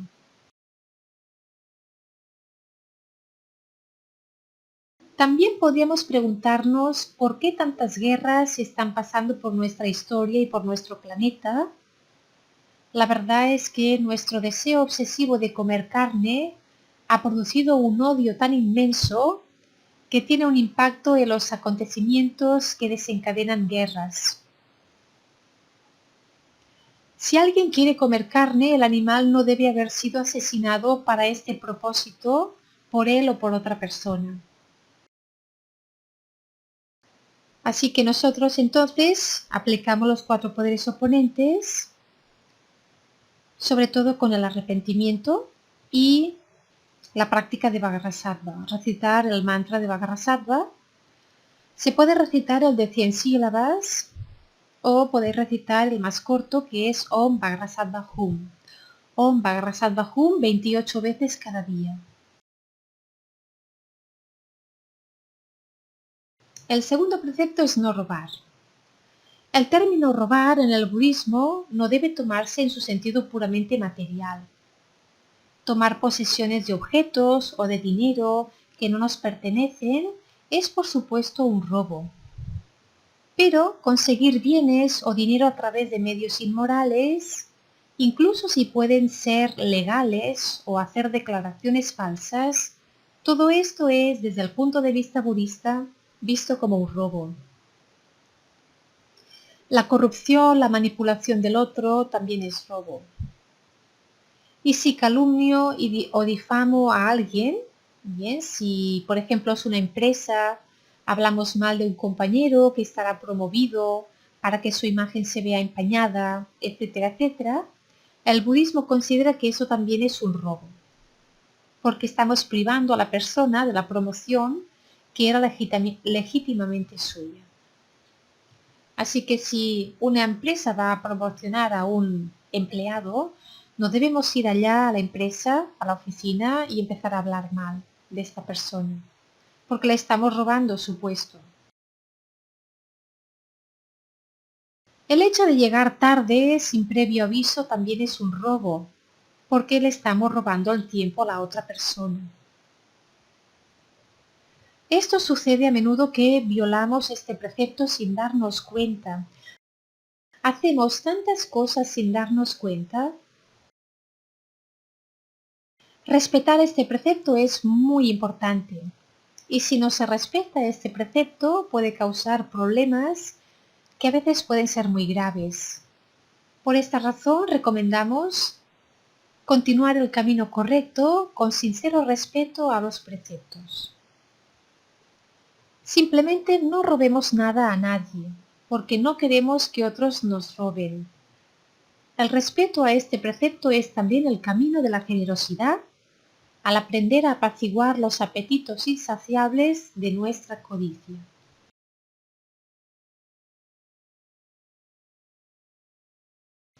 Vamos por el tercer precepto, que es no mentir. La palabra es nuestra principal herramienta de comunicación, pero una palabra, así como puede mejorar las situaciones, también las puede empeorar. Un dicho chino dice que una palabra justa puede embellecer toda una vida, tanto como una palabra malvada puede destruirla. Comprender el discurso de los demás también es muy importante, por lo que el malentendido puede llevar a graves consecuencias. Si nosotros no entendemos a la otra persona, a lo mejor podemos acabar mal.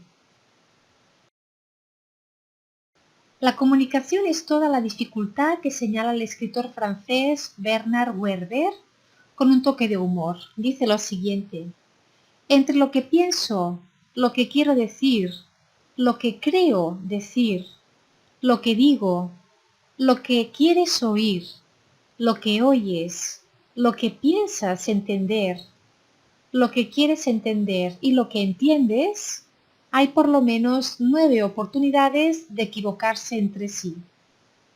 Pero vamos a intentar de comunicarnos de todos modos. Bien, es una frase de el escritor francés Bernard Werber. El Buda concede gran importancia a la palabra. Nuestras palabras deben ser sinceras y su contenido debe ser correcto, es decir, deben expresar solamente lo que hemos entendido y no expresar lo que no sabemos. Lo que sí sabemos, sí, lo que no sabemos, no. Si alguien te pregunta algo y tú no lo sabes, no le digas cualquier cosa, no, di, lo siento, pero no lo sé, no te puedo responder.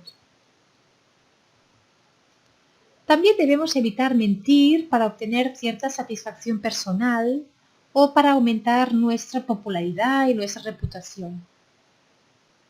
Pero el Buda afirma que la mentira va más allá de todo esto.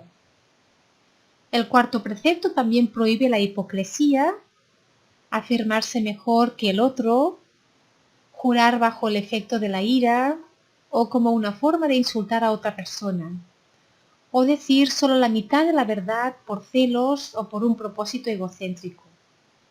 Bien, no es el cuarto, es el tercer precepto.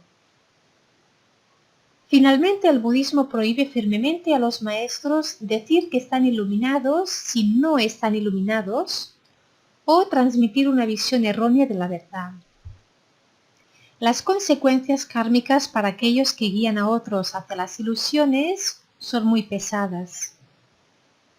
En el Sutra del Bodhisattva, Ksitigarbha, afirmó que aquellos maestros que dicen ser iluminados, pero que no son realmente iluminados, cuando estos se mueren son destinados al infierno. Por lo tanto, el budismo insiste en que solo debemos enseñar lo que hemos entendido. Lo principal, en resumen, es no decir las palabras que inicialmente estén motivadas por nuestro egoísmo. Vamos a ver el cuarto precepto, que es no tener relaciones sexuales inapropiadas. En el Surangama Sutra se dice que un practicante avanzado sinceramente no debe tener deseo sexual, ni siquiera deseo sexual. Sin embargo, la práctica del Mahayana no se trata de suspender el deseo sexual. Dice en el sutra: cruza un campo de flores, pero ningún pétalo se adhiere a usted. Lo que indica que cuando aparece el deseo sexual, debemos observar su manifestación inmediatamente. Si somos capaces de observarlo, dejamos de ser manipulados por este pensamiento, ya que en este momento estamos desapegados del deseo al que se centra nuestro pensamiento. Bien, si surge un pensamiento de deseo sexual en tu mente y tú te paras a observarlo, el hecho de observarlo en sí hace que ya no estés apegado a este deseo. Porque cuando observamos algo, el acto de observar hace que nos desapeguemos de eso.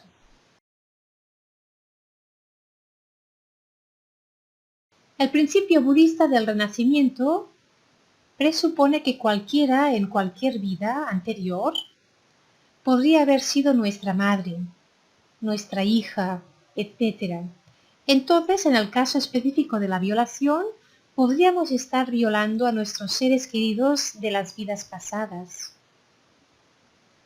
La práctica del budismo es sobre todo la motivación de ayudar a los demás seres y en este sentido requiere respetar la norma de que no debemos obligar a otros a hacer ciertas cosas que no nos gustaría hacer nosotros mismos. Así que el no querer ser violado implica no violar a los demás.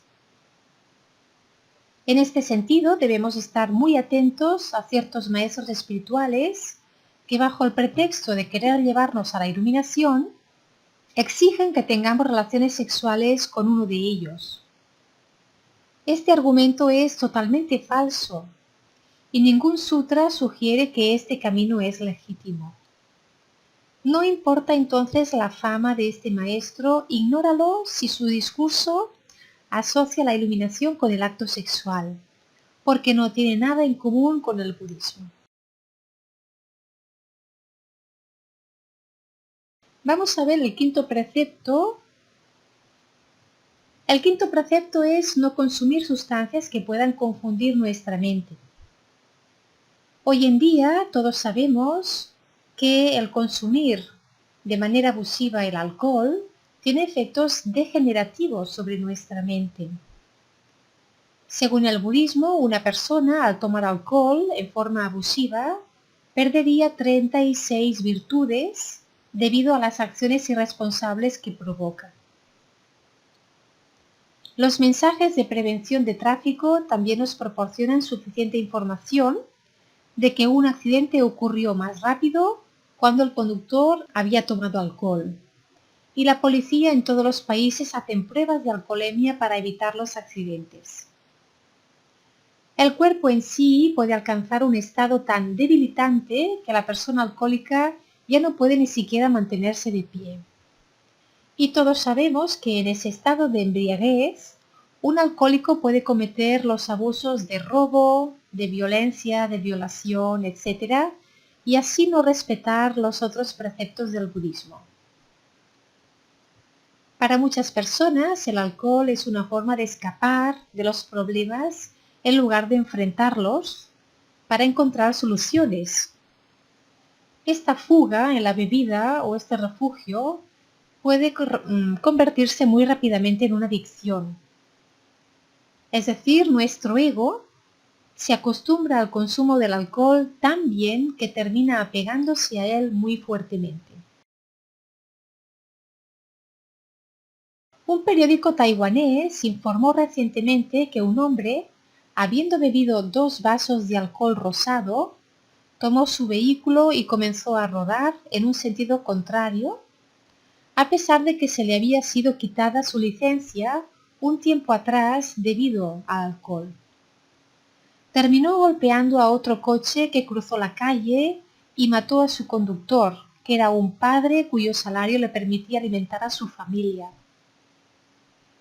Este accidente, debido al alcohol, rompió el equilibrio de una familia.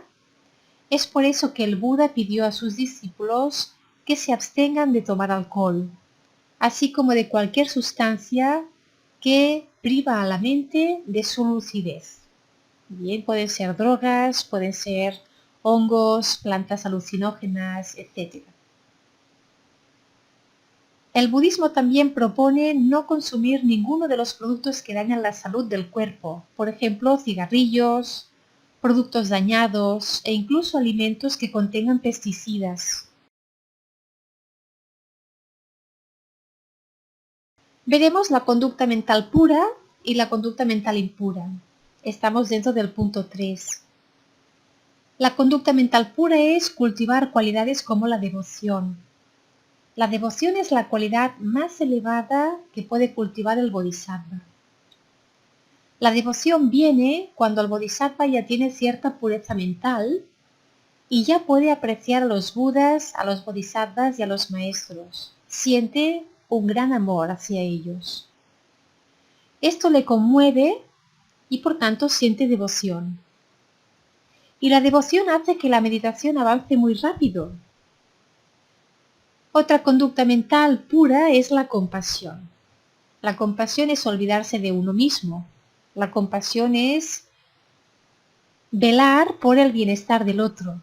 Es el amor puro hacia todos los seres y es la bodhicitta. Bien, tener una mente muy pura. Querer lograr la iluminación para poder beneficiar a todos los seres. Ahora veremos la conducta mental impura.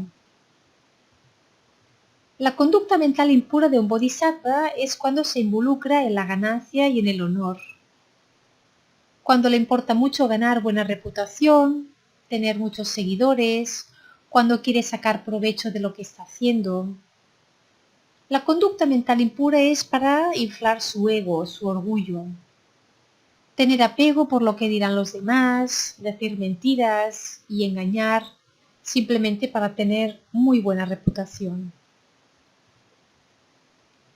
Hacer ver que uno es más de lo que es. Otra conducta mental impura es apegarse a la pereza, apegarse al dormir. Si somos demasiado perezosos y dormilones, esto hace que nuestra inteligencia se oscurezca. En cambio, estar alerta y meditar cultiva nuestra inteligencia, nuestra sabiduría. Bien ayuda a desarrollar la sabiduría. Cuando crece la pereza, la meditación también decrece. Esta es la manera de ser de un bodhisattva. Debemos abandonar todas las acciones impropias, incluidas las que causan sufrimiento a los demás. En especial, hemos de procurar no romper nuestros compromisos del voto del bodhisattva, que es la base para avanzar por el camino del bodhisattva. De esta manera, nuestras acciones físicas, verbales y mentales serán puras y nos convertiremos en un ser puro. Y ahora, para acabar, vamos a ver cómo incrementar la recta conducta. Bien, pues la primera manera de incrementar la recta conducta es a través de la sabiduría primordial. La sabiduría primordial se llama jnana en sánscrito, yeshe en tibetano. La sabiduría primordial es nuestra verdadera esencia, que está libre de triplicidad, de yo, tú y mío. Bien, está libre de yo que soy el que doy, tú que eres el que recibes, y luego está esto que es mío, el objeto que te estoy dando. La recta conducta a través de esta sabiduría primordial significa practicar la recta conducta sin triplicidad. Significa que no hay ningún yo que tenga una conducta correcta hacia otra persona. Bien, es difícil de entenderlo porque estamos hablando ya a nivel absoluto. Es comprender la vacuidad. Por tanto, es comprender que todo es ilusión, que todo es vacuidad. La recta conducta a través de la sabiduría primordial, sin triplicidad, es la conducta pura, es perfecta y por tanto es la paramita. Paramita significa cuando ya se ha trascendido la triplicidad. Mientras todavía estemos practicando las paramitas, lo que hacemos es practicar las virtudes. Pero mientras haya todavía triplicidad, serán virtudes, no serán paramitas. La segunda manera es por medio del conocimiento. Conocimiento es prajna, bien, de prajna paramita. Con el conocimiento practicamos la recta conducta de una manera inteligente. Esto significa que podemos aumentar la paramita de la recta conducta mediante la sabiduría, que es comprender la situación y sin ningún apego no esperar nada a cambio. Simplemente tenemos una recta conducta sin esperar nada a cambio de los demás. Y luego está la tercera manera, que es la dedicación del mérito.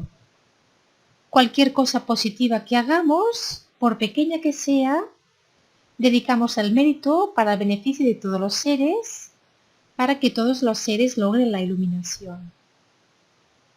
Dedicar el mérito para la iluminación de todos los seres significa que hasta que todos los seres no se iluminen, el mérito seguirá creciendo, no se pierde. Si dedicamos el mérito, la recta conducta se hace inconmensurable. Significa que no se acaba nunca, que es para siempre. Y es muy importante dedicar el mérito. ¿Cómo dedicamos el mérito?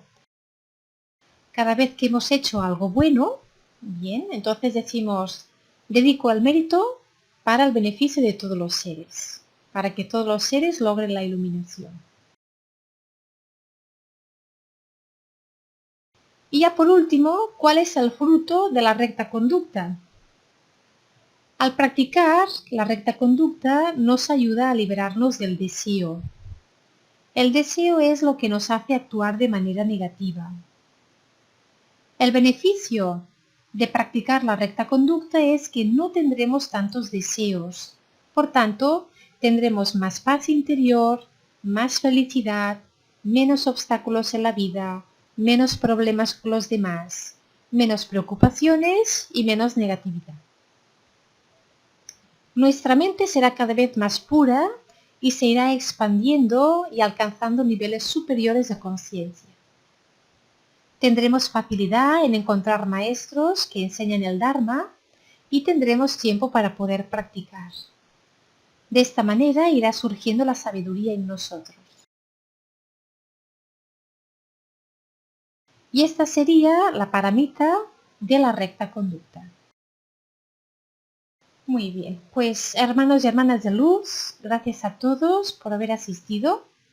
Que tengáis una muy feliz semana. Así que buena nuit a todos. Namaste. Gracias. Y hasta mañana.